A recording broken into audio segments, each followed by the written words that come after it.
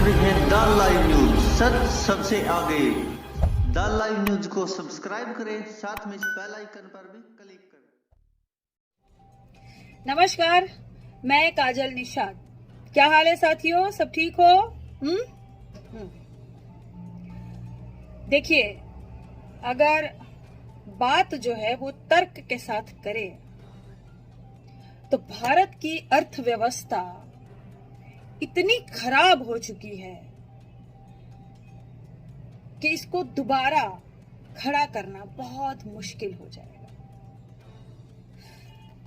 किसी ने बहुत अच्छा लिखा है, मैं उनके विचार आप सबके साथ साझा करना चाहूंगी कि भारत का वास्तविक डेटा और उसकी स्थिति आज की अर्थव्यवस्था के मद्देनजर जरा गौर से सुनिएगा, बहुत ही अच्छे विचार है ये। भारत का जो बाहरी ऋण है वो 500 प्लस बिलियन डॉलर हो चुका है। वोडाफोन 50,000 करोड़ के नुकसान में है। एयरटेल को 23,000 करोड़ का नुकसान हुआ है। बीएसएनएल को 14,000 करोड़ का नुकसान हुआ है। एमटीएनएल को भी 755 करोड़ का नुकसान हुआ है। बीपीसीएल 750 करोड़ के नुकसान में है। एयर इंडिया 4,600 करोड़ के नुकसान में है। स्पाइस जेट 463 करोड़ के नुकसान में है। ये सब आंकड़ा करोड़ों में है, ठीक? जरा और सुनिए। इंडिगो को भी 1,062 करोड़ का नुकसान हुआ। बीएचईएल को भी 219 करोड़ का नुकसान हुआ है। इंडिया पोस्ट 15,000 करोड़ के नुकसान में है। यस बैंक 600 करोड़ के नुकसान में है। यूनियन बैंक 1,190 करोड़ के नुकसान में चल रही है। पीएनबी बैंक 4,750 करोड़ के नुकसान में। एक्सिस बैंक को भी 112 करोड़ का नुकसान हुआ है। वीडियोकॉन दिवालिया हो चुका है। एयरसेल और डोकोमो मर चुके हैं। टाटा डोकोमो खराब हो चुका है। जेट एयरवेज बंद हो चुका है। 5 हवाई अड्डे अडानी जी को बेचे गए। 5 अडानी जी और अंबानी जी ही तो भारत में अमीर हो रहा है। ये जो करीबी मित्र है हमारी भारत की सरकार के, यही तो अमीर हो रहे हैं। बाकी जनता भारत की कहां दिखाई दे रही है सरकार को? रेलवे बिक्री पर है। लाल किले सहित कई विरासतें किराए पर चल रही है। कई राष्ट्रीयकृत बैंकों का विलय हो गया है और कई शाखाएं सचमुच में बंद हो चुकी है। सभी बैंक भारी नुकसान झेल रही है।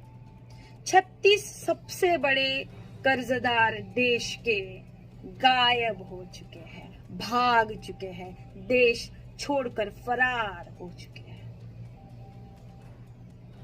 ठीक, कुछ करीबी लोग और उद्योगपतियों का 2.4 लाख करोड़ रुपए का कर्ज माफ किया गया। इतना बड़ा कर्ज माफ किया गया। और किसान को अगर कर्ज माफी के लिए किसान अगर कहेगा तो किसान बेचारा आत्महत्या करने पर मजबूर हो जाएगा, लेकिन उनका कर्जा माफ नहीं करेगी सरकार। बीएसएनएल में 54,000 से अधिक नौकरियों में कटौती हो सकती है।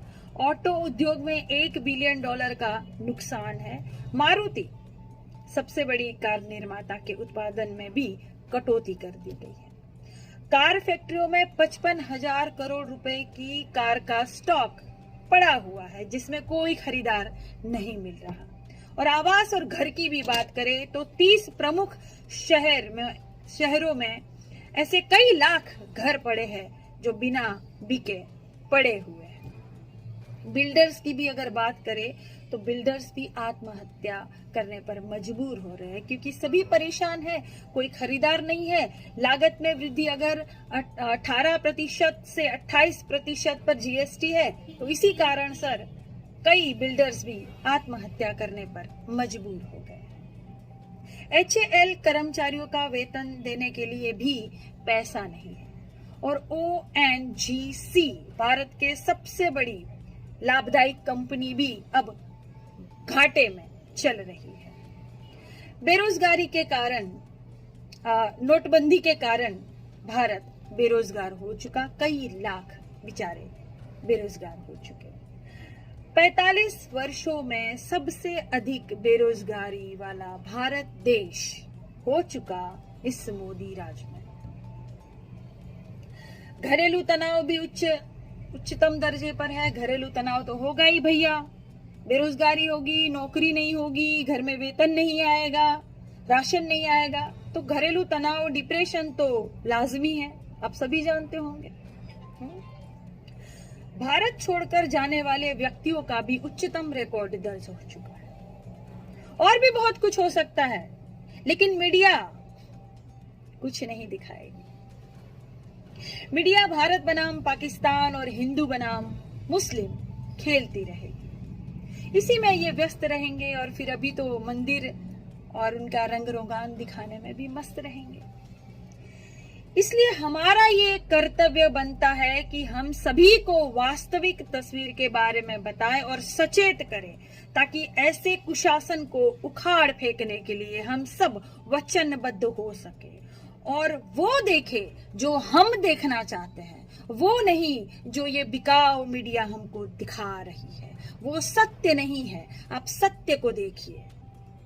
मेरा आप सबसे यही आग्रह है कि आप सत्य को देखिए, सच्चाई को देखिए, जमीनी हकीकतें देखिए, वो नहीं जो ये मीडिया आपको दिखा रही है। निजीकरण के लिए सरकार इतनी उतावली क्यों है, जबकि ये बिंदु उनके मैनिफेस्टो में भी नहीं था।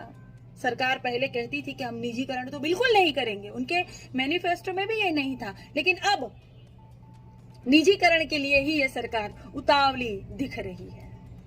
और इतना होने के बाद भी भारत के 4 या 5 उद्योगपति ही अमीर हो रहे हैं। जांच और शोध का विषय, सब ठेका अगर विदेशियों और अंबानी अडानी को ही मिल जाएगा, तो बाकी भारत के जो सक्षम लोग हैं जिनको ठेका देना चाहिए, वो लोग क्या सिर्फ थाली और ताली बजाएंगे? ये विचार करने योग्य विचार है। नींद से जागो, देश मुट्ठी भर लोगों के ही जागीर बनता जा रहा है, बाकी सब गरीब होते जा रहे। सिर्फ अंबानी अडानी जैसे कुछ लोग ही भारत देश में अमीर हैं, सुविधाओं से लैस, ये बिल्कुल अपना जीवन बहुत अच्छे से व्यतीत कर रहे हैं, और बाकी भारत की जनता बर्बाद हो रही है। सोचिए इस बारे में। चुनी हुई सरकार का क्या काम है? क्या वो यही काम कर रही है जिसके लिए आपने उनको चुना था?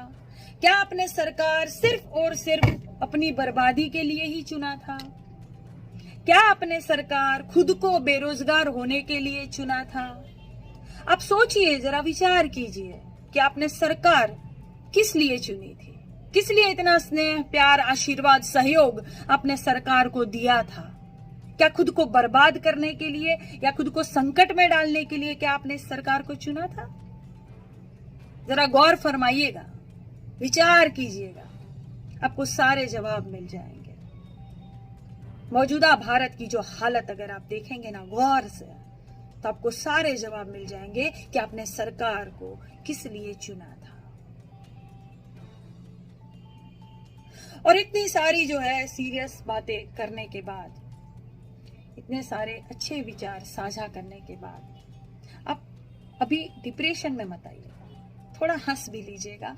देखिए क्या है कि टेंशन और डिप्रेशन तो चारों तरफ फैला हुआ है, कोरोना के कारण फैला हुआ है, तो इसमें आप बिल्कुल सीरियस मत हो जाएगा। हास्य कहीं से भी मिलता है, मैं कहती हूँ, तो थोड़ा हंस भी लीजिएगा, ठीक है? और मैं हूं ना आपको हंसाने के लिए।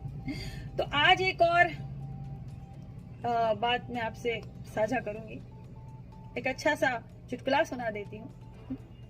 हुआ ये कि हमको एक भक्त मिल गया तो हमने उसे सवाल पूछा कि अच्छा सुनो, कोरोना कहाँ पैदा हुआ बे? तो कह रहा है चीन में। तो हमने अच्छा कोरोना दुनिया भर में कैसे फैल गया?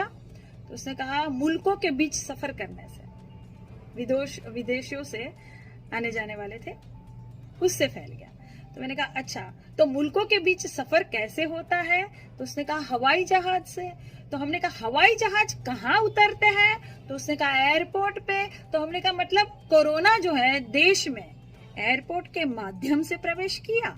तो उसने बोला हाँ। तो मैंने कहा ठीक है, तो हमारे देश में कितने इंटरनेशनल एयरपोर्ट है? तो उसने कहा 20 से ज्यादा। हमने कहा अच्छा, तो ये सारे एयरपोर्ट किसकी निगरानी में आते हैं? तो उसने कहा हमारे मोदी जी की निगरानी में आते हैं, हमारे केंद्र सरकार की निगरानी में आते हैं। मैंने कहा बिल्कुल, बहुत बढ़िया। तो ये बताओ 20 एयरपोर्ट को लॉकडाउन करना आसान था या पूरे भारत देश को लॉकडाउन करना आसान था? तो उसने कहा एयरपोर्ट को।